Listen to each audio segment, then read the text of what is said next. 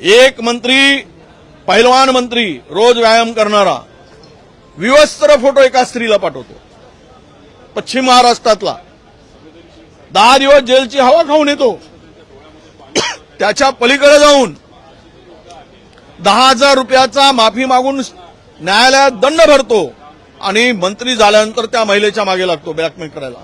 म्हणजे कल्पनाच करू शकत नाही केवढी हिंमत या मंत्र्यांची. घटना घडली 17 साली 19 साली निकाल लागला आणि निकालामध्ये मला निर्दोष या ठिकाणी कोर्टाने मुक्तता केलेली आहे. संबंधितांच्यावर मी माझ्या बदनामीच्या संदर्भात केलेलं काम आहे, त्या संदर्भात मी माझा बदनामीचा खटलाही दाखल करणार आहे, आपलं नुकसान भरपाईचाही खटला दाखल करणार आहे. त्याच्यावर जी कारवाई मला अपेक्षित आहे, करणं अपेक्षित आहे, ते मी करणार आहे. विषय पुढे सुरू होतो की तुम्हाला निर्दोष मुक्त केल्यानंतर सुद्धा तुम्ही आता शिक्षा ऐकल्यानंतर त्या महिलेला त्रास सध्या देत आहात असा थेट आरोप संजय राऊत आणि विजय वडेट्टीवार. माझं म्हणणं हेच आहे की जयकुमार गोरेंनी त्रास दिला किंवा नाही दिला या संदर्भात पोलिसांनी चौकशी करावी.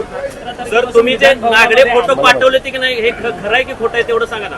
मी तेच सांगतो की कोर्टानं निर्दोष मुक्तता केलेली आहे. मी कुठलेही फोटो पाठवले नाही, तर कोर्टापेक्षा मला वाटतं तुम्ही पण फार मोठे नाही आहे असं माझं म्हणणं आहे.